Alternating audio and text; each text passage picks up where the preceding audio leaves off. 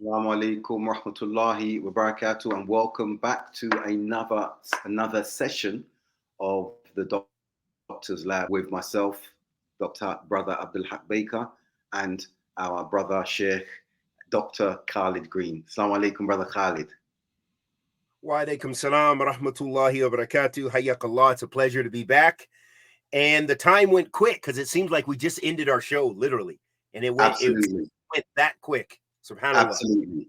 And I think today's topic is one that is a reason for serious attention and focus from the perspectives that we're going to be looking at, navigating religious versus societal spaces, especially in view of the myriad changes and challenges that we're seeing that are being thrown at our youth today, and where we as parents feel like we're treading on eggshells in some perspectives, and from another angle, walking through minefields because of legislation that has been enacted that is really geared towards moving our children into an altogether different space to what we were in when we were younger. Well, what do you think, Brother Khalid? I think that with regard to the US context, there will be some differences, but I feel there are very, very similar parallels in a number of areas as it relates to the challenges being thrown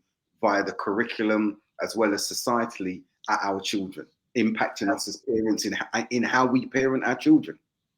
Absolutely. In the US context, because the US is so big, and so, with state semi-autonomy, each state, having kind of some of their own policies, you can see the more liberal, so-called progressive states, how they're even on a stronger path to destruction. In essence, they are flag bearers. They are the ones going first and foremost, driving the disease.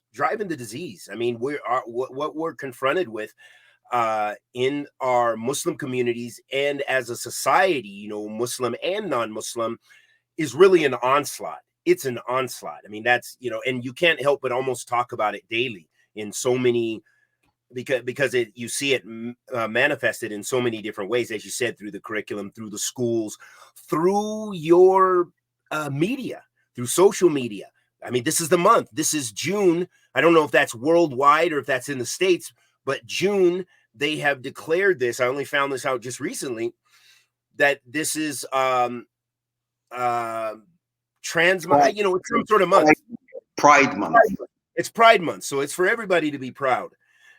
So we see it, and it's, so you can't go into your Google search engine without pride being pumped and celebrate your trans friends. And, you can't watch a horror movie without it being, men as parents, or, a comedy that show, this is, it's an onslaught. It's in the media. It's in social media. It is in your face. It is in the school system, and it's being shoved down your throat. It's really it's an understatement. I mean, what Imam bin Baz, he was talking about the war of ideas, and this would have probably been the 80s or 90s. I forgot what was the Harb Fikri or something like this. Yeah, Ilhab al-Fikri. Ilhab al-Fikri, so this is like, terrorism, terrorist thought, but I think he's, war, anyway, ala kulli hal, that, it's a war of ideas. And now you really see these war of ideas manifested on the world stage. This is why Kamala, Vice President of the United States, is going to go to Uganda and go to states and dictate, with all the problems that Africa has as a continent, and in various states, the different things of war and famine and other struggles they might have, and people stealing their resources. At the same time, the first thing they're gonna have a conversation is you need to change your policy towards the LGBTQ community. You need to represent the Ugandans that want to wear dresses that have big beards. You need to represent this. This is what we're dealing with. It is, as I've said, that is a key change, I think, in the generational shifts that we're looking at with regards to parenting today. You've given some apt examples regarding that. And what I think we need to look at today with regards to this navigation through this societal space? We haven't touched upon the religious yet, and we will. We need to touch upon the religious. Is as parents, I think there needs to be a reset about what parenting is and what does Islam provide in the way of guidance regarding parenting, because that's there. That is there. So before we even go into societal challenges outside the home, what are we allowing to seep in to our homes that are affecting our family structure? What are we doing as parents to ensure the nurturing and instruction of our children? Because I think you will agree with me, Khalid, on a number of fronts, we have had to adapt, adjust, and compromise in particular instances, because it's not always the case of having a good and evil and basically shunning the evil to bring the greater good. Sometimes we've got two evils and we've got to look at the lesser evil as a mitigating factor to what is the greater evil. It's not a choice of you can't have either, because we're seeing that the pull from society to our children through social media, through schools, the moment they walk out of the door, within the four walls of our home, we're seeing that this challenge is pervasive. But if we are being complicit in that through our neglect of parenting, according to the parameters that Islam allows us to do that in, then we have some accountability issues that we need to be addressing before anything else. No, absolutely. Well, you see a lot of this because although on the world scale, the international scale or international stage, that, you know, even Muslim societies are dealing with some of these challenges to a greater or lesser extent, a much lesser extent. But as Muslim minorities, and now you can really honestly, without going way beyond the rhetoric, you can see the real need and necessity for hijrah. The argument is even greater. And yeah, everyone's not going to get on the plane and go back, but there's a lot of people who do have options. When we look at the immigrant populations in the Muslim, you know, from Muslim minorities, for example, in the West, I don't know what the UK numbers are, but there's, you know, it's huge. You know, in America, it's probably, I don't know if it's more than 50%, you know, or, you know, I don't know what the numbers are, but, you know, there's a lot of people who do have some options. And I think that you can see more and more communities beginning to say, hey, this is, you know, something we didn't bargain for, we didn't account for, and this is ridiculous, especially for the children. Now, I'm very close to the Somali community, so I know a lot of Somalis, they'll send their children to Kenya. They'll do it. I'm not saying this is always going to be the best solution, but you've actually, you know, as a parent, you know, and that's for those who are dealing, you know, in this, dealing firsthand, you know, for me, alhamdulillah, you know, some of us are blessed. We have a little homeschooling for the rest of our young ones, which is, I can't imagine it any other way. I can't imagine my children going to school and having to confront what they do today, probably in the last 10 years. So hijrah is something very real. And you can see that in certain states and certain places, it may become a real reality that it becomes not mustahab, not recommended, that it's an obligation, because you can't save your children. Another point that you mentioned is the proactive. I believe parenting, and it's something we've kind of learned through the school of hard knocks, it really is as much as possible, you have to be proactive. You have to be there right on the ground with your young children, teaching them how to navigate, teaching them, you know, being a friend, not just that authority figure. You need to be there, because we're seeing the repercussions now with these newer generations of what's happening. You know, you can't do as we were able to. You know, our parents both could work, and we, you know, we were the Twilight Zone and Three's Company and stuff were raising us, but it still was nothing like what we see today. You know, we were raised by the television, and we could go out and play, and we didn't really worry. You know, you know, as long as I came back in before dark, or, you know, at dark, so we could kind of go and get lost and do some things. But now I think there is a much greater evil, and there's a much more sinister, systemic plan to corrupt your children. So parents, as you said, parenting is very proactive. It's not like it was in the past. And I really feel for single parent households, because sometimes in even dual parent households, it may not be a reality that you're going to be able to spend much time with your children, but you absolutely have to. You need to know what's on their social media devices. As some of the mashayikh they mentioned, they said, no, they're into your household. I don't care if they're 18, 19, you still need to know what's on their device, because as one of the Yahud was talking about, I listened to this, and I might have mentioned this podcast before on NPR, and anyway, and he was just talking about, he said, what we found in a lot of our religious communities is even religious families, when the door closes at night, their girls are in the room locked away, putting on webcam shows. And, and especially now you've got total platforms designed for that, and monetizing it at that. Right. We live in it's a different reality.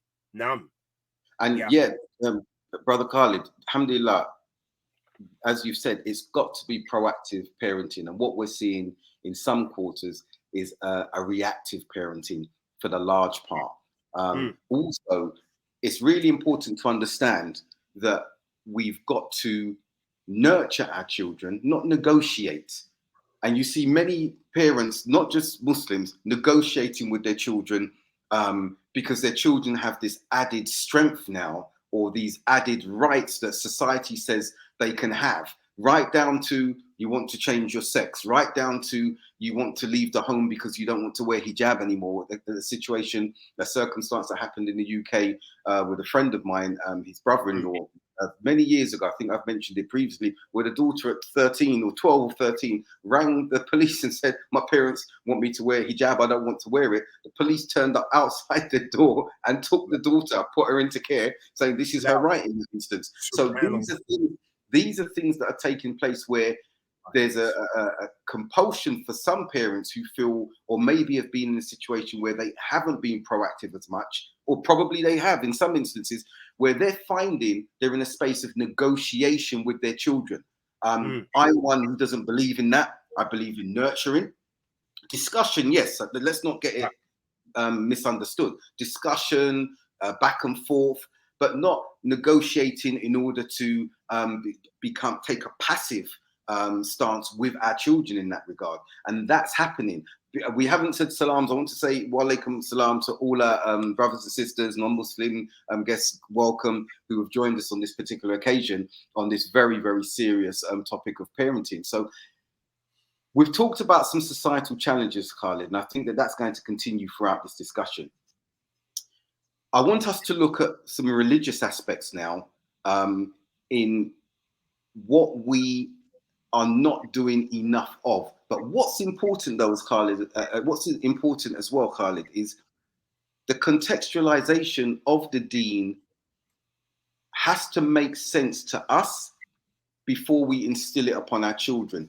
Many children are leaving Islam or leaving their parents the first opportunity they get because they've been taught the religion in a solely prescriptive manner. There are prescriptive elements we need to look at, but it's solely do's and don'ts, hellfire, hellfire, hellfire, punishment, punishment, punishment, prescriptive manners. And the deen is a lot more comprehensive and very beautiful once it's taught and imparted, not just through verbalization, but involving the children, involving the parents living as best they can by the dictates of a family, as it were. I've got a book that one of the brothers, mashallah, tabarakallah, had it on his shelf, and he said he recommended that I get it. I got it a few weeks ago, mashallah, and it's about American schools, and it's from a brother. He's a convert. You might know him, Michael Abraham, and the title is called "Engaging Students in Public." He sent me a copy. Right. So you would know the book, but I just wanted for the viewers to look. basically engaging Muslim students in public schools, what educators need to understand. This is not just down to those who are in the schools, but we should look inwardly as well. And the title, I think, is really good. It starts with telling you how to read this book, but the prologue, Needs and Justification in Educational Research. That needs to be done by us from an insider perspective, so that we're putting out academic papers and publications for the wider society to understand about us and our children and the religious requirements, because we see that in other faiths. You've got a plethora of publications in the Christian world. You've got a plethora of publications amongst the Jewish faith, in other religions. So chapter 2, History of Muslims in America, is talking about, we can do that for the UK, is the Islamic belief and connections to students and families. A very, very important chapter that needs to be looked at. You've got Technicalities of Following Islam, Accommodations and Collision in the Schools, Learning in Mosques and Implications in Modern Education. Because the Masajid, Khalid, we've spoken about this before, they need to be doing more. There needs to be more of a structure with regards to the academic education as it is Islamized or incorporating Islamic education. Because Islamic education incorporates, it goes that way, it should go the other way. Then you've got the final chapter looking at texts that feature Muslims. Muslim identity is essential, and what we're seeing is we hear very little of that, okay? Some of it's confined to Black History Month, and we've already had discussions concerning that.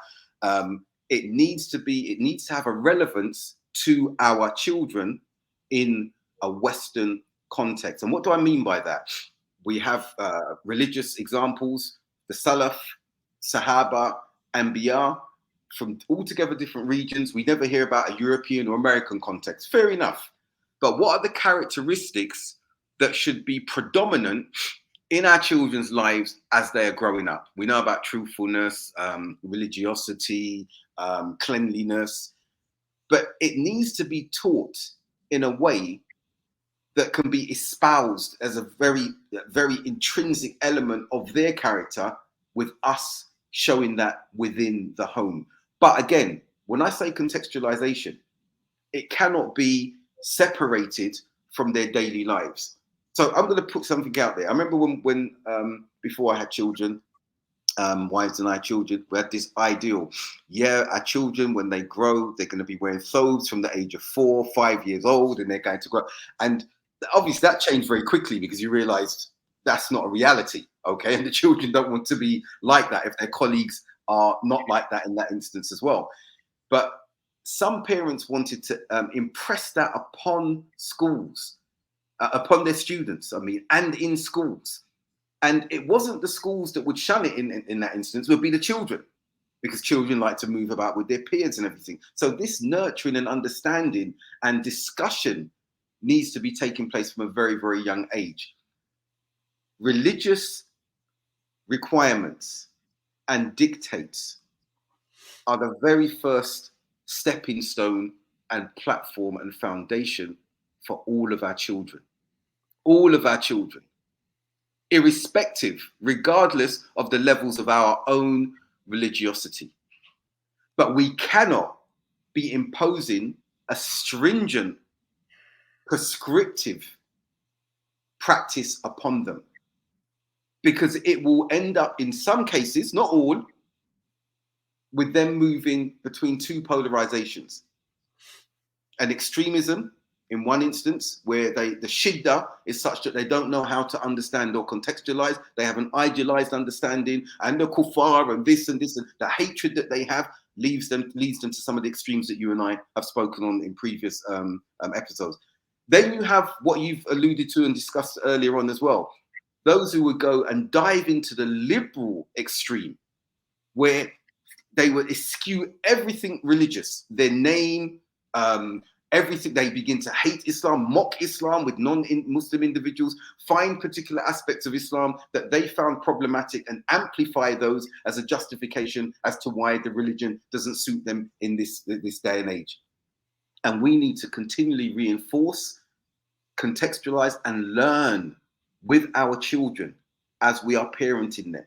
That learning is a reminder to ourselves, but it's an education and new information and ideas coming to themselves. That's not happening so much because of what you've said. The social media has become a parent, Khalid. Yeah. This generation are being parented by social media. Our children do not consider us authoritative enough. They will get on the Google and say, look what it's saying here, see what you're saying there. But what we're saying here is from the deen. They may find any Joe Smo or whoever you want to call him in the Islamic terminology who's saying you don't need to do that. This is an understanding, a diluted understanding, distorted understanding, misrepresented understanding. And they would grab that because it fits with what they want to do. It satiates an aspect of the desires that they actually have. So we need to be abreast of this. We need to be able to engage with them and research if we're unsure of what they're bringing back to us as a counterculture to what they have been raised with. What do you think about that? Yeah, I think one of the things you mentioned in the beginning also, I would concur that we don't, it isn't going to be a negotiation with the children. There does need to be those lines of authority, and as well, excuse me, as well as the nurturing and the teaching and giving them the wisdom. So I think one of the things many households and many communities lack is, and now they're seeing the urgency of lacking that, is that there's a lack of giving the children the understanding of Islam. Beyond actually, okay, you've memorized the Quran. Okay, a lot of the communities there really emphasize memorizing the Quran, and then some will actually have other Islamic studies too to complement that. But the children, especially now, you're competing in all these spaces that they're just not interested. They're not interested. They're going through a lot of other complex issues that they're being introduced to now in their public schools, especially if they're going, this is what's happening in the madrasa, in the school, the after school program. But here's where I spend my 8 hours, and this and that and the other. And the teacher's telling me as a young boy, I should wear a dress, and, all the things they're being bombarded with.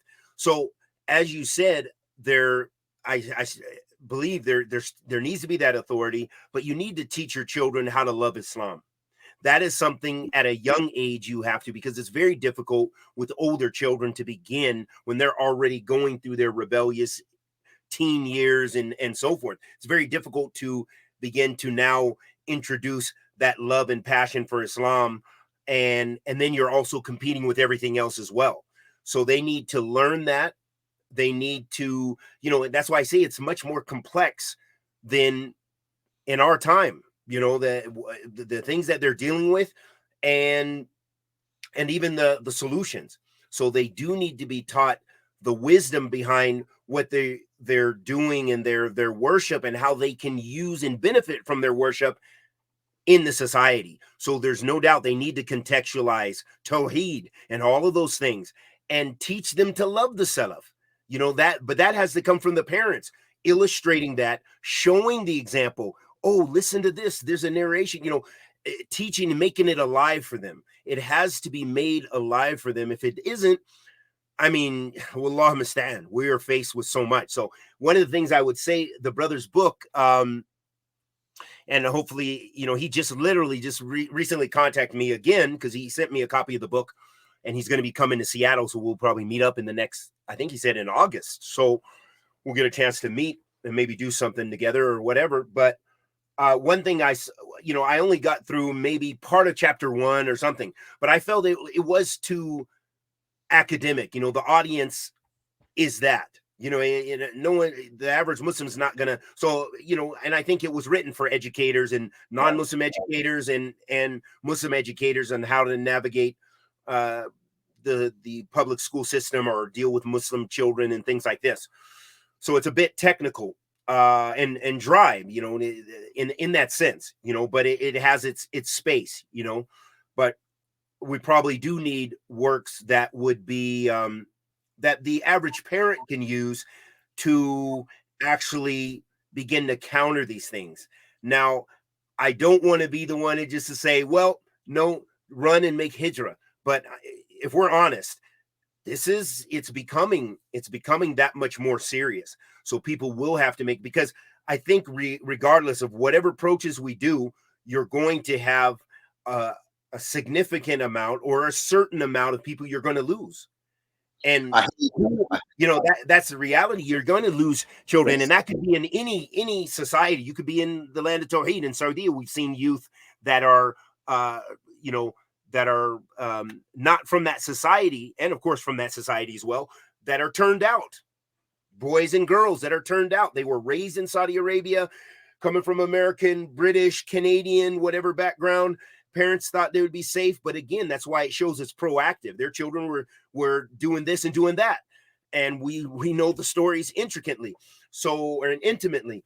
So it's you know, there's going to be a bit of that. There's going to be that loss, but I think nobody wants to have that to be their children, to be that example of the loss. So it is a proactive job. You know, and you have to rely on Allah subhanahu wa ta'ala. You know, it's a very difficult. We're dealing with this as communities now, you know, Yeah. schools, counseling. We're trying to figure out different ways. I think that with what you said, hijrah is an option for some, as you've rightly said. However, the size of the Muslim communities, or the sizes, sorry, of the Muslim communities across the West now are such that we're not going to see that in its entirety. So, an infrastructure and the systems have to become more cohesive, because they're too disjointed at the moment, depending on the cultural background, the ethnic background, the socio-economic background. These are elements that we're seeing that continue to come to the fore when we're considering particular communities. I did an MBA going back to, I think to reveal my age. I did my MBA between 1995 and 97. And my dissertation at the end, that was published in or released in 1998, was the significance of state funding for Muslim education in Britain. And when I looked at that, it's a rare MBA in education, that was the channel that was there. Alhamdulillah, I'm very grateful that I did it, because I was one of those who was involved in founding IQRA Independent School in South London, in Brixton at the time, with the sisters and brothers who founded it also. And I looked at particular aspects. I did 3 case studies. I did one of IQRA school, our community school. I did one of a college, a girls' school called Faversham College in Bradford. And I did one of Islamia schools, Yusuf Islam School, where I worked for him in management, in personnel. And they were all at different stages financially and developmentally. And with Islamia being the most advanced. And I've been to meetings with Yusuf Islam, with the Department of Education, petitioning for voluntary aided status. Because when we looked at the statistics, we saw hundreds of thousands, actually, of Christian government-funded schools. We saw a few hundred of Jewish schools, Methodist Christian as well, and I think there were some Sikh schools there. There were 0 Muslim state-funded schools in 1997. Wow. 0. Okay. Now, some would say we didn't want the funding, but there weren't that many schools that could run effectively.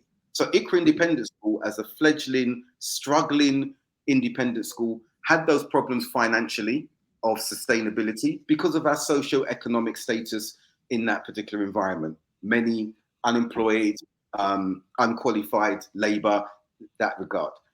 Feversham was the next one, which had a better financial status, but was a very culturally embedded school, a girls' school, and there were challenges. I was going to say there was a stigma. It wasn't a stigma. There were challenges in that environment. Bradford has a large Muslim population, but this was a girls' school. And so were there challenges about female education in that regard from the community? I don't think so to that extent, but there were challenges, albeit the same. Whereas Islamia now was a very strong school in regard to its leader, Yusuf Islam, formerly Cat Stevens. He was pumping money into the school, and this was a test case for him with regards to getting state funding. And they did. They achieved it in 1998. Now, I looked at the curricular balance with these schools, the threshold of acceptance. So at the time, IQRA, our school, our curriculum was 87% strong Islamic subjects, Mm. and the remainder academic, secular. Faversham was more 50-50, if I remember from my research. And Islamia, they fit into the categorization where they could become a state-funded school, which was 12.5% of the curriculum would be Islamic, and the remainder academic. And when I say academic, I mean in math, science, English. But what we decided to do with Ikram, we attempted to do it. And the directors, the sisters who were directing the school, did a really good job on this, is that we said we want to Islamize the curriculum. What do we mean by that? When we're speaking about maths, when we're speaking about geography and biology, referencing elements of the Quran and making that a pivotal foundational aspect. So it basically focuses the student that all of this is intrinsic to the deen in that particular instance. That research now would say is dated. It can be built upon. But we put that out there, and when I went and met with local education authorities, the CEO there, when we went and had meetings with the Department of Education and the brothers who came on board with me to school, they presented my MBA. When I went in and worked for the Department of Education years later, 2002, I met one of the senior she was under one of the MPs. And she said, your MBA is fascinating. We're looking at it. How do you feel this would fit into the wider picture? And I said, it's a necessary discussion. Because if some of the schools from lower socioeconomic backgrounds need school funding, there cannot be a compromise to the point where we don't recognize the religion anymore. And we saw that I prepared a spectrum of schools. So you had the Dar al-Ulum that were attached to the Masajid, okay? Then you had the Islamic schools that were independent and focusing solely on Islamiyat as a priority. Then in the middle, you had schools, Muslim schools, 50-50, schools for Muslims, 12.5% Islamic curriculum. Then we had non-Muslim schools with Muslims attending them. And I want to talk about this one now because that's the one that's prevalent. And we'll go back to Jordan's question very shortly. But basically what we said then, as regards, you call them public schools, I had an argument and tried to take that forward with colleagues, and some are doing it, alhamdulillah, not based on what I've said, but they've realized that's a reality, that in the schools where the majority are non-Muslims and they're public schools, state schools, parents should form or join parent committees, okay, to join parent committees so that they can not just influence, but contribute to the development of the curriculum, what comes in, to have their voices there, and at the very least to be a hujjah. Now, many Brits will remember the Trojan horse affair and how Muslims were demonized in Birmingham, okay, and how the government really threw their weight in behind a slanderous, defamatory attempt to say that those who were involved in this were extremists. And it wasn't. It was parents who pushed back against the RSE classes, religious sex education and the religious studies. They pushed back, and we want the right, we reserve the right to remove our children from school if you're teaching, or from those lessons, sorry, if you're teaching those subjects, okay? They were a strong caucus.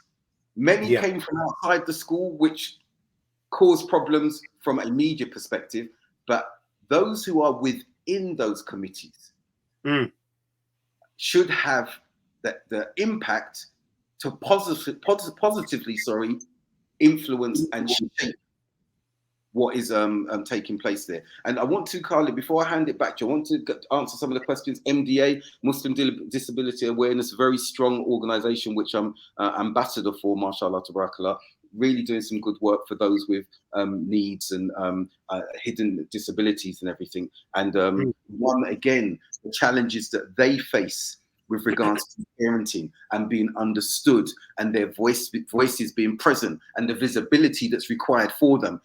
What I say here now, before I read what has come from them, is that it shouldn't just be them who are petitioning for themselves. We as Muslims need to be lending weight to those with disabilities, hidden and visible, and saying, no, we are walking firmly with them, or even more firmly than them, to represent them in this regard.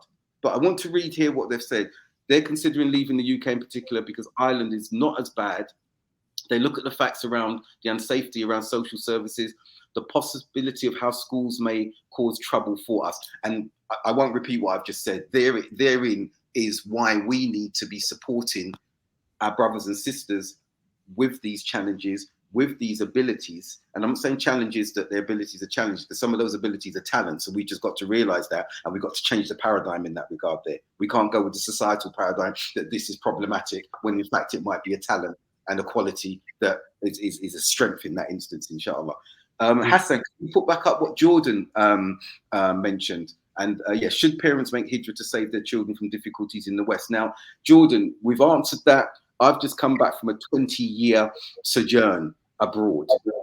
I would say to you that I was in Saudi for 18 years, UAE for 2 years, loved it. My children's sense of Tawheed and their worship and their stability with prayer is there. But there were other things that I saw a dilution of aspects of their practice with regards to the influences that weren't coming from outside. It was coming from the prevalence of the culture there being influenced from the West. So as Khalid has mentioned, it doesn't matter where your children are going to be. Saudi, we saw Saudis being influenced. Look at what's taking place in Saudi with regards to the social scene now. Look at what's taking place with them embracing everything of Western culture. The biggest raves in the world are in Riyadh, for example. The things that are taking place there. So should they make hijrah? I'm not saying no, they shouldn't. Some have taken their children from a very young age, like I did. Okay. It's down to Allah's qadar. It's down to our efforts.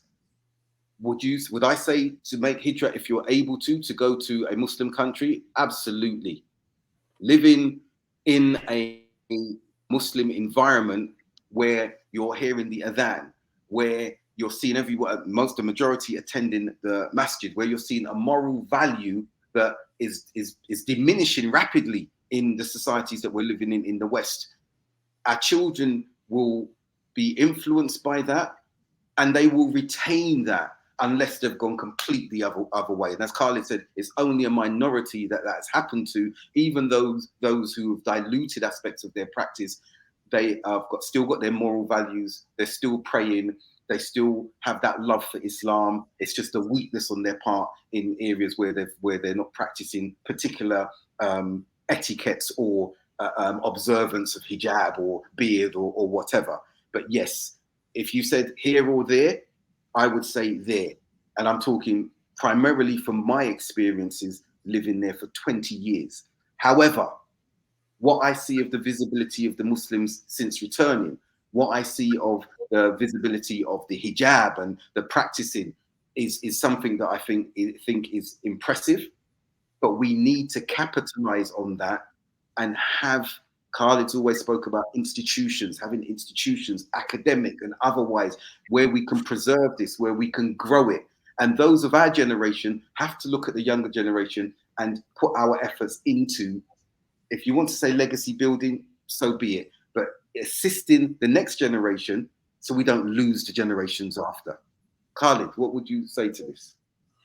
That was a lot to unpack, but yeah, absolutely. That we, as I mentioned before, that the hijrah to a Muslim land in general is going to be a better option. You know, it gives your children a different type of safety, but also not going with your, what can I say, without being cognizant of the reality that you're not finding paradise on earth. You'll find other challenges there, but the deen taking precedence. So sometimes the people who make hijrah and they want to stay, they sacrifice certain other elements, obviously, and that's what it is. The hijrah is sacrifice.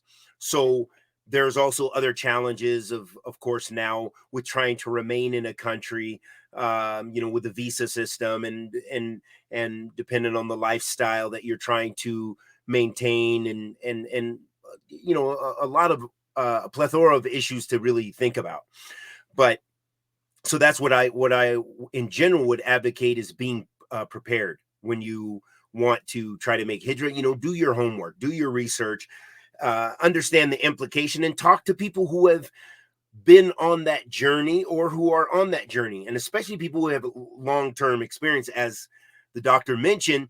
Versus someone who's, I've been in Saudi Arabia 2 to 3 years, and I'm gonna be here forever, and they have a different perspective, and I say literally they're green in that sense, that they need some real experience and go through the adversity that many of us who had quite a bit of time in many different Muslim lands experience.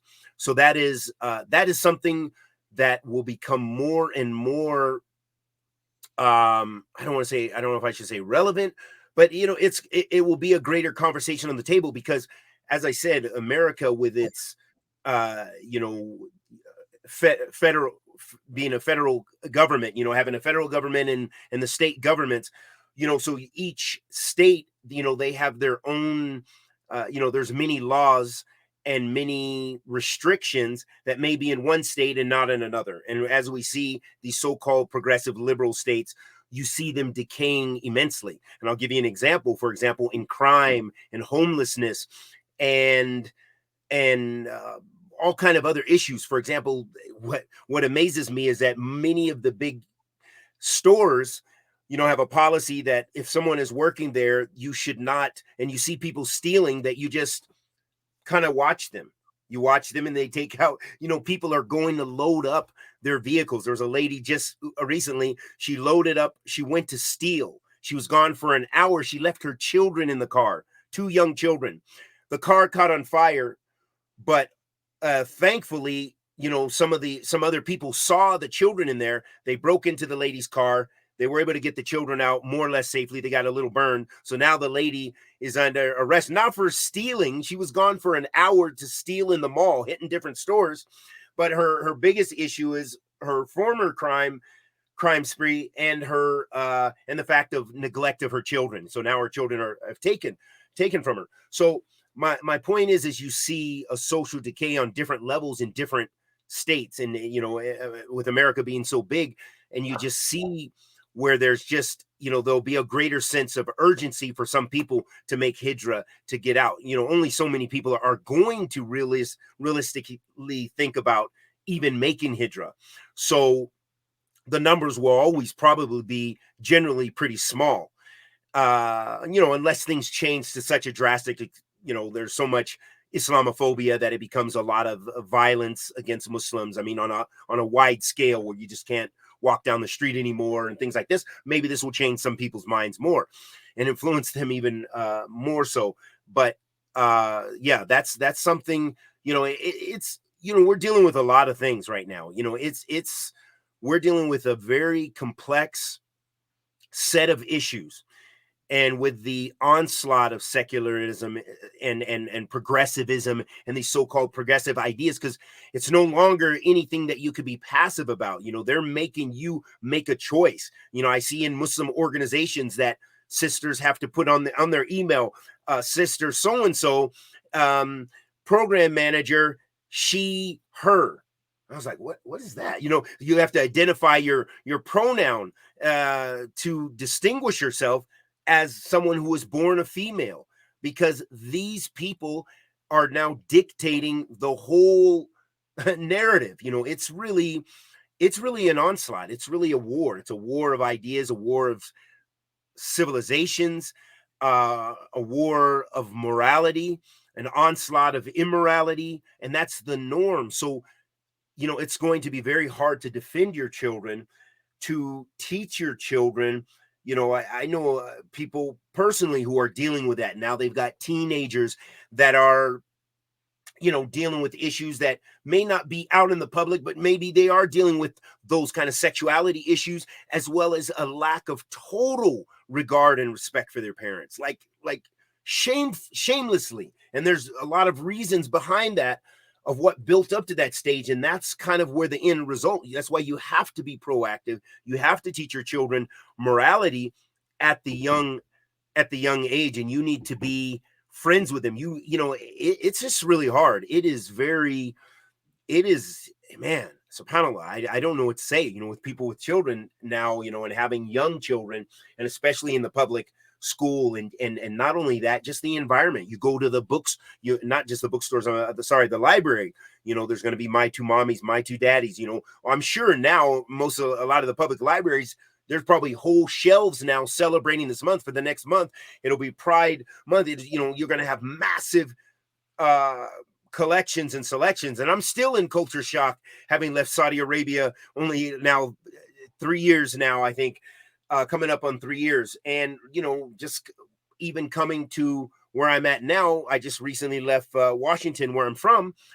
And, at the airport and everything, the guy working there, what we say is suspect, okay, and it was just, and then this person here, and I don't want to slander anybody, but man, I don't know what to make of this individual with all this makeup and long hair. I don't know if it was a man or a woman, or whatever they want to classify themselves as. It was in your face. Even as I came into the town back to Seattle, it was just out of control. It was just like everywhere. The female couple, this and everybody, and then they're outwardly showing their affection, if you know what I mean, and just like, it's not anything light anymore. It's a war. It's like a force. You will be ostracized. You will be condemned. And there was a program, and I think this was a sister in the UK in one of the Muslim schools, and she was just brokenhearted. She says what she deals with in the Muslim school,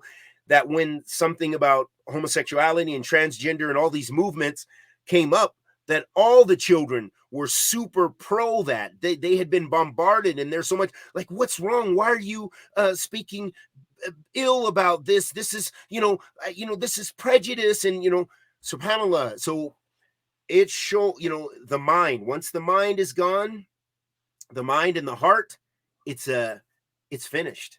It's finished. Right. Yes. No. I agree. I agree. Acknowledge everything. I just thought about one other thing. Sorry. When you said two things. One thing about the organization you mentioned about the Muslim disability something, that, we need people like yourself as that ambassador, as the, to give us knowledge about that. So the only way as a community we can deal with that is there does need to be a voice. It needs to be out there. You need to, come to the masjid and speak on this, give some time, because most of us are unaware. If we don't have those issues, and we don't have those issues in our homes, we're not thinking about it.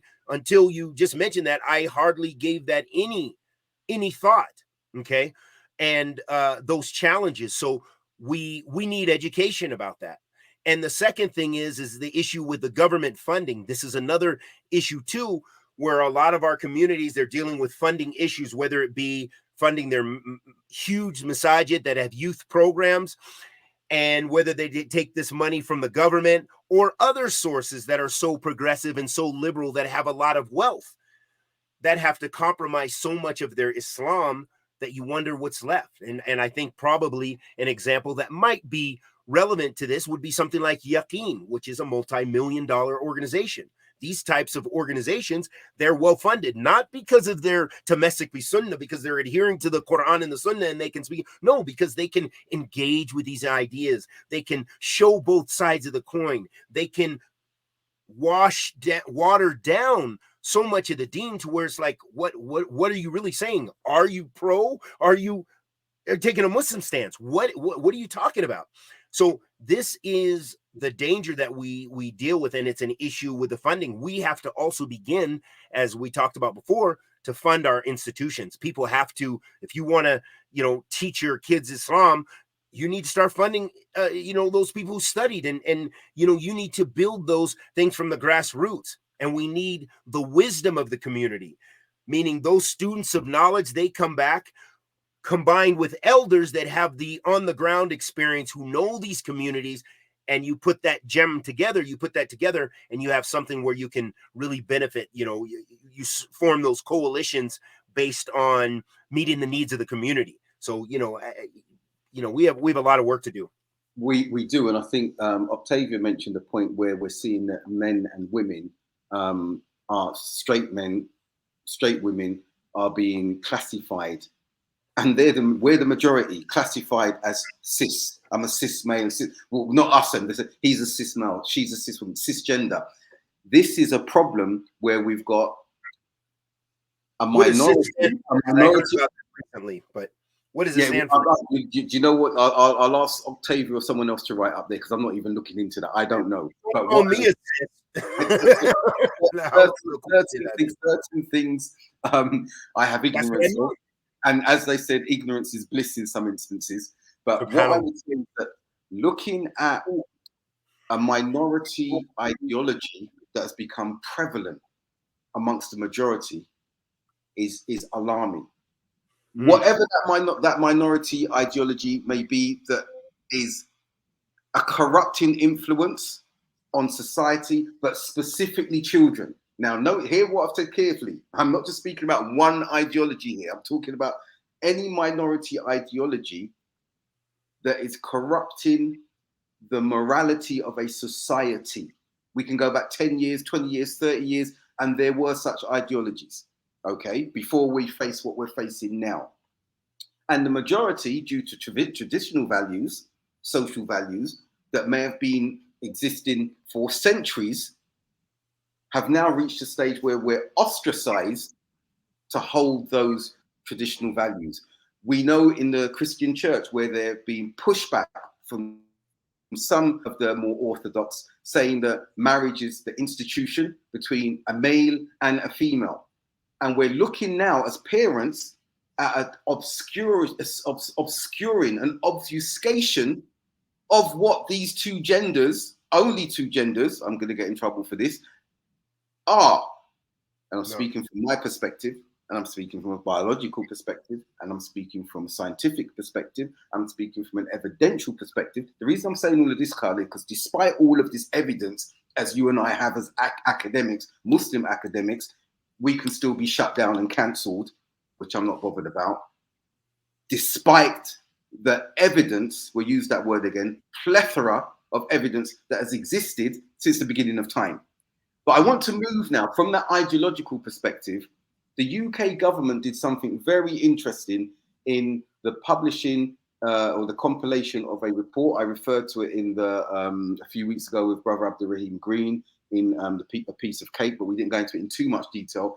But it's something that I feel we need to be aware of, and from a UK perspective, use that as a navigating tool instead of it being used against us as a navigating tool. And it's called the Bloom Review. Someone called Colin Bloom, who's an independent faith engagement advisor. And the title of this report, it's a 94-page report, I believe. Does Government Do God? An independent review into how government engages with faith. Sorry, a 159-page report. And I said in that the piece of cake that while there are negative aspects to it, and it's written from a particular perspective, predominantly through a Christian lens, the fact that it acknowledges the importance and significance of faith to people's lives is something we should take advantage of when navigating religiously through these societal spaces, not only for ourselves as a Muslim ummah community, but particularly for our children. We should, in inverted commas, weaponize this report to our advantage. It doesn't only talk about Muslims, it talks about Muslims a lot, and it brings in the extremist lens and everything like that. Unsurprisingly, we should expect that. It speaks about other faiths, it speaks about Sikh extremism, and its language is quite loaded because when it talks about Hinduism, it talks about nationalism. When it talks about black extremism, it talks about black nationalism. So it chooses when to use the term extremism or nationalism. Irregardless of that, irrespective of that, it's a report. It talks about faith in education, religious education, faith literacy among educators, faith schools, faith-based out-of-school settings, faith-sensitive student finance, because now they're now doing a halal financing for Muslim students, and then the recommendations there. That's just chapter. If anyone is looking for that report and they're looking at following up from this discussion, chapter 3, faith in education. It talks about other areas, religion belief in the UK, faith in prisons and the like. But the Bloom Review is something they've put out there as an acknowledgement. It's the first time ever that a report, a review of this nature has been conducted independently on behalf of government. And I feel that while it is loaded and there are things that we have to watch out for there, looking at what we are discussing now, to use this to our advantage. And you need educators, you need religious leaders, we need parents to be looking at it carefully and say, okay, I'm going to cite this report with regards to the rights of my child not to be learning XYZ, and that they should be learning ABC with regards to religion. I've used the alphabet, forgive me, I didn't want to box it on that. I'll use it in numbers next time. But it's really important that we use what they've put out there and weaponize it, small w, inverted commas, to our benefit. And I'm sure other religious groups are going to be doing likewise with this tool from the government, because then it makes it more difficult for them to counter or push back when it's their own report. We're pushing forward to say, this is how we're navigating this space regarding our children as parents. Mashallah, tabarakallah. Yeah, I have nothing to comment there, but I'm interested in the report myself anyway, just to have a look at it. I'll send that across to you. I think as we're drawing up to the hour, Khalid, I think it's an important conversation. I know that many will have a view on this. The societal spaces that are there for us in the West now are constricting us. They're almost suffocating us from a religious perspective. Yeah. I've mentioned that report there because that report could be sort of that wedge to stop the encroachment to some degree of that suffocation, but it won't remove it completely. And parents have to consider, if they're not engaging proactively, as you've said earlier on, we stand to have a very diluted subsequent generation. And I want to bring an example of where that happened in Europe. And I bring everyone's attention and memory back to Bosnia, to the Balkans, to Albania. What happened when the Balkans conflict broke out? We know some of us were involved intrinsically in what happened there. And when speaking with some Bosnians, they said, we were married to our Serb, Croat neighbors. We used to eat with them. We used to be in their homes. They used to be in our homes. And then when the war broke out and they started breaking down our doors, killing, butchering, raping us, they had a historic resentment that lay dormant from the defeat of their nations at the hands of the Ottoman 100 or more years ago, a century or so before. And the propaganda that led them to release this hatred was on the nationalism that was actually there. And we saw barbarism on the footsteps of Europe, on the doors of Europe, in Europe, should I say, more precisely, that we'd never witnessed before. And the Bosnians have said, we have lost and forgotten about our faith. It took this conflict for many of them to return to the religion. Yes, Brother Bilal, we spoke about Michael Abraham's work earlier on, and Brother Khalid said he sent him a book and that he will be seeing him when he visits him in Seattle very shortly, mashallah, tabarakallah. Wow. So coming back to that, Khalid, that is a risk that we have, that through what is taking place now, the onslaught that you've referred to so accurately will result in the next generations possibly accepting assimilation into these societies. And you know, assimilation means the eschewal, the removal of identities in all but name, and even that may go in the end. Whereas integration, which some still argue about, is a less drastic step because you are retaining elements of your faith, your ideology, your culture, and you're contributing that which is conducive to the society that you are living in. And I'll stop at this point reading Brother Musa's point. Do you believe that historic resentment exists dormant elsewhere in Europe? E.g., do you reckon that something that deep could exist in Western Europe? Absolutely, Musa. And we're seeing that with the rise in populism, and we're seeing populist parties, far-right parties, assuming power at a scale that we've never witnessed before across Europe.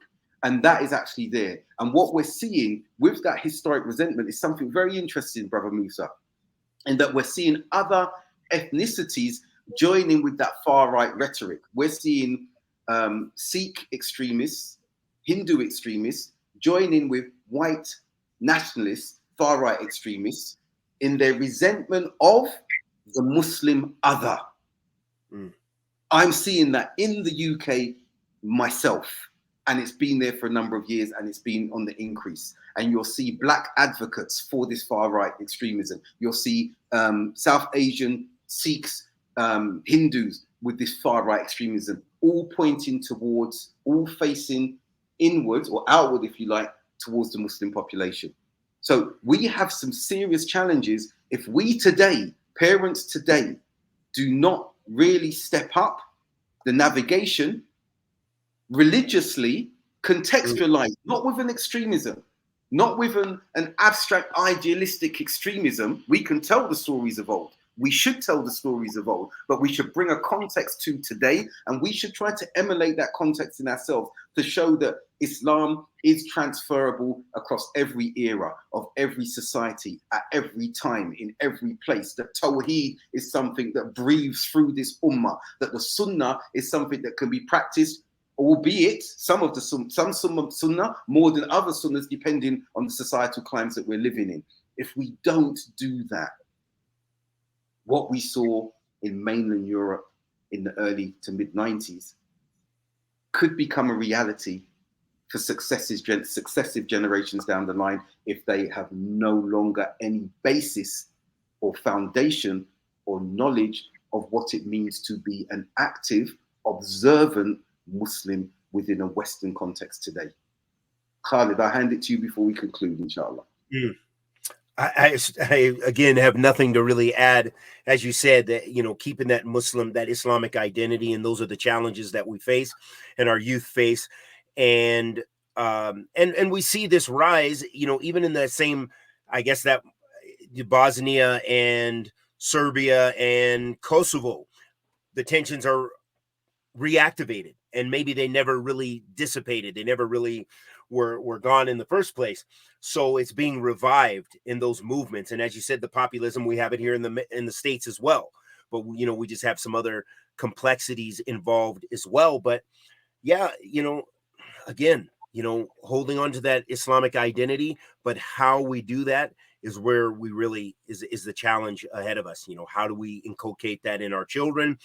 How do we protect them in these schools, or even outside the schools, just in the society in general, just maintaining your Islam? You know, we're all having this conversation. I think Musa's questions have been very pertinent at this point, and he's saying the adage, the socio-political dynamics within the Salafi community is what practical steps should Muslims be taking, which they are currently not taking, to adequately resist this rising current of hatred. Particular reference to the Salafi community is appreciated. And Musa, the very, very good question. Before I forget, there was something from another brother who said about me returning to Brixton in the golden era. I don't think that that's a possibility at this time. I just remembered that now, mashallah. But I'm back. I'm back to support and advise if that's acceptable to those who would accept such advice. But coming back to Musa's question, from the Salafi perspective, Musa, one of the things that I witnessed, was a part of, Khalid was as well, in the 90s, early noughties, is that the drive and focus upon authenticity and authentic referencing with regards to the Sunnah, in order to revisit and thereafter retain a purity in how we understand Tawheed, is something that is not as prevalent today. Where there was a shortcoming, and I stopped at that point, is that we didn't at that time fully move towards actualization of Tawheed, how to actualize Tawheed, because I think many of us were very young at that particular time, and actualizing Tawheed meaning how to implement elements of Tawheed. And I think Sheikh Tahir, Brother Tahir Wyatt's talks on Allah's Asma, wa Sifat, names and attributes is a tremendous series. If you want to know how to actualize Tawheed, and you go through some of those lectures that Sheikh Tahir delivered, you'll then understand the point that I'm making. We were teaching it, we were focusing upon it, and we were trying our level best. But at that stage, many of us were at that very idealistic, activist stage. In that instance, many went away to study, like Brother Khalid and Dr. Khalid, and came back so they could show an actualization, a pragmatism to this Tawheed. And the Sunnah in itself as well. We focused and still have focus upon implementing the Sunnah. Because without the Sunnah, you are just like a car driving crazily down a motorway, bashing every which way and not knowing if you're going to hit your destination. We have the Salaf, and taking from the Salaf and contextualizing what the Salaf did in today's era, today's society, that we have in our hands. Now, Brother Khalid and I have talked about this before, and I'm going to say this, and I'm saying it deliberately. Those who hear Salafi and talking Salaf, don't look at our behavior, okay? Look at the practice of the Salaf as we are doing, and attempt and endeavor to emulate that in your lives. Because there's no point in you trying to preach that outside and it's not within your home, and it's not within yourself, and the example's not there. Okay? It's really important to look at that. And as the Salafi communities today have become so distracted by the internecine fighting that they won't look here or there or whatever, and there are few who are speaking with an autonomy, like Dr. Khalid, Sheikh Tahir, Abdul Wahid Stevenson, a number of individuals I can mention from the UK and from America, who are unafraid of being a part of a party, an organization, an entity.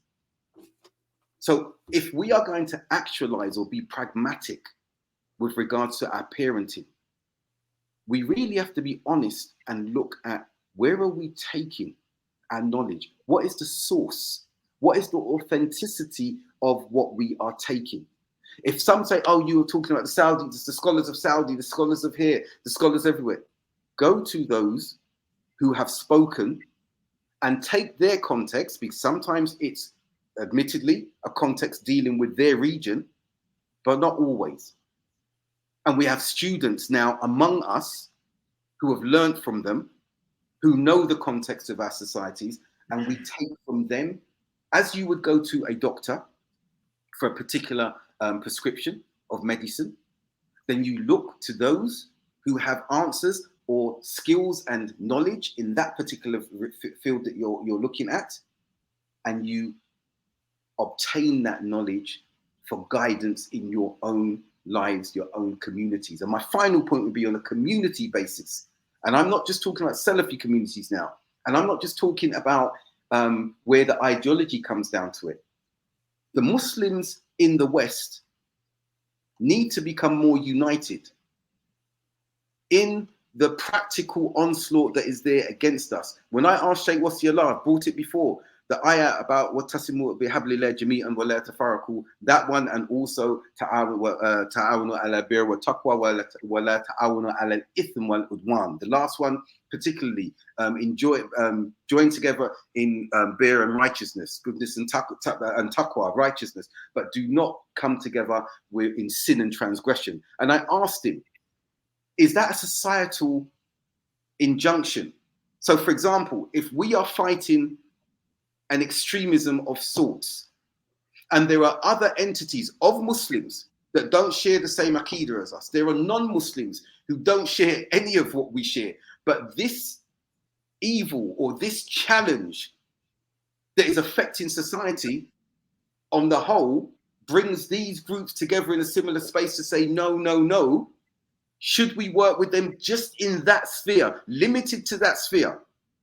And he said to me, then what else is that ayat referring to, if not that? Ideally, yeah, all the same ideology, same akida, same faith in a Muslim society, yes, but we are in the West. So we need to revisit that. We need to revisit the understanding. But let me put a disclaimer again, because some will shoot down and, oh, we say we should work with everyone. The Ikhwani say we should work with everyone and such and such and such. That is not what I'm saying. That is not what I'm saying. But no one would disagree that the challenge that we have today facing our children is one unprecedented, and there are many who are pushing back against it, the majority. But the reason why that is growing, those ideologies, that moral decay continues to escalate, is because everyone's working in silos. And it's very easy for a government to pick off these silos and keep them divided and keep their voices separate. It's a discussion to be had. I'm not a scholar. It's a discussion to be had on how to navigate what I've just said there effectively without compromising our tawheed, without compromising our ideology, without diluting our message, as we've seen has happened to the Black community when everyone else has joined them and said, we are with you. So Musa's saying, he's saying, forgive me for being so blunt, but I'm asking generally rather than firing a loaded question. What is the process of transforming academic study of Tawheed into the aforementioned resistance? That's a very good question. And I'm not sure that we have the time to answer. You're saying, or did you misunderstand my answer?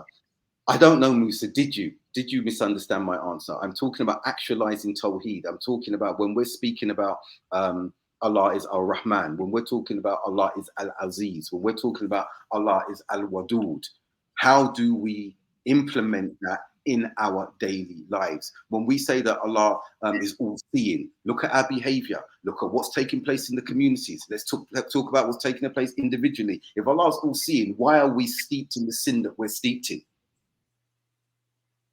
Where is the practical application of that particular attribute of Allah subhanahu wa ta'ala? This is what I'm talking about. Tawheed has been taught, particularly amongst the Salafi community, for the last 30 plus years. And it's been successful on the whole. But a lot of it has been academic, religious, not transferred into a practical reality in some instances. This is what I mean. I hope that's clear, Brother Musa. Yeah, I'd like to add. Yeah. Oh, I don't know if your thing went out or did. Can you hear me? You hear me okay? Okay. Yeah. So you articulated things very well, and I think especially about dealing with the majal, the specific area where there can be ta'awun, when there's that greater threat for the society. But the person who just had, before we get into this, yes, can there be a unity between Asharis, Maturidiyas, the Maturidis, and the Salafis in the West to push back on the liberal narrative? So again, as the doctor mentioned, and he gave his experience with dealing with Sheikh Wasi Allah Abbas, Hafidhullah Ta'ala, and that when there is a greater harm for the society, there will be those things. For example, dealing with the public schools. Well, the Asharis, the Salafis, all of us have to deal with those same issues in the society. And we're all Muslim. And generally, I think we're probably generally not making takfir of each other. There's going to be those examples. Yes, there's going to be people making takfir of one another. But the bottom line is there are some common issues. If we have to resolve the parking of the masjid, and there's different people in that masjid, because for example, in America, anyway, many of the places, there isn't that division. It may be kind of an Ashari or Maturidi masjid, but there's going to be Salafis in there as well, because they're so few in numbers. So you will have to work together for a common good in those things, especially those things which are really, although they have a dini implication, but they're dunyawi as well. You know, hey, we need a traffic light so the old men can cross the street safely. Let's go to the city and, you're educated and you can articulate this and you can write the proposal so we can get a stoplight or, something to cross to cross the crosswalk. Or there's going to be areas where there's going to be a need for cooperation in the greater society, because we all live together as Muslim minorities. We are all grouped together under that and dealing with some common issues that you won't be able to deal with on a micro level and so forth. So, and this is not sounding not to contradict that, but also anyway, a lot of our changes too, as far as dealing with the onslaught of the society. There was another thing someone else had posted, I think Musa had posted on there, but that a lot of these things, as far as dealing with the hatred and Islamophobia and stuff, they will have to be dealt with on a micro level as well as a macro level, as far as a community. A lot of it comes through education. I'll give you an example. My job that I'm, my current place of employment, it's actually a fairly conservative area where I work in. They're big Trump supporters. My old colleague was a major Trump supporter, and it was interesting. A guy who's a preacher who also, but he deals with me. We deal with each other respectfully on the job. And he said, how are you and your colleague, or how are you and your colleague who's no longer with us?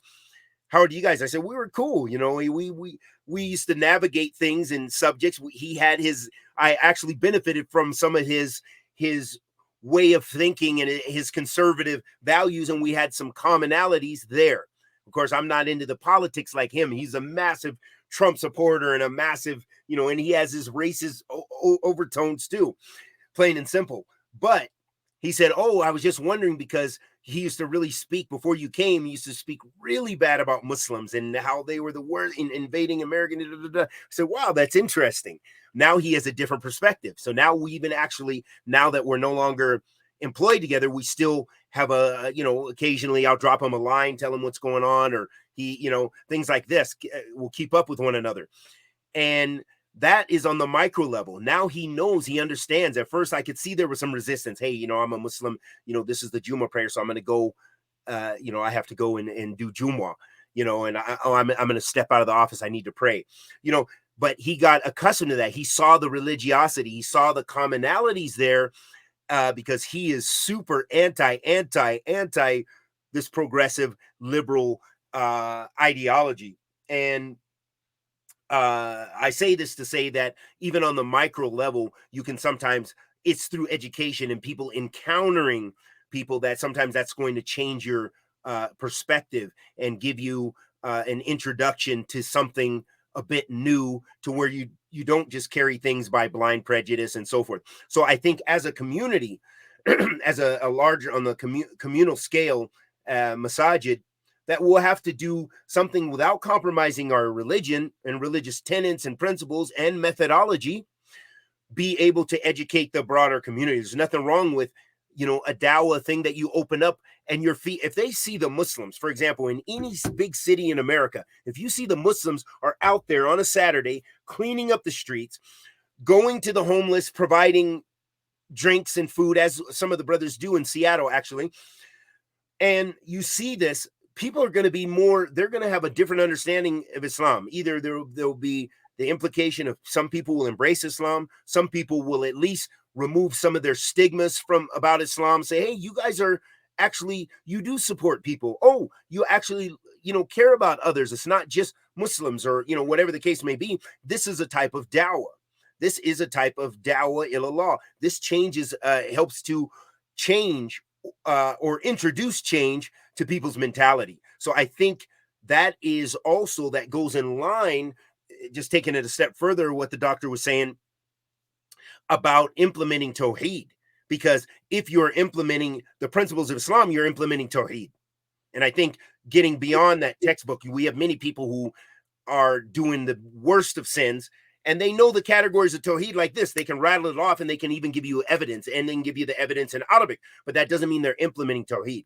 That doesn't mean it has changed their, having some change in their behavior, that their iman has increased, that they're actually doing things for the sake of Allah subhanahu wa ta'ala. That's Tawheed.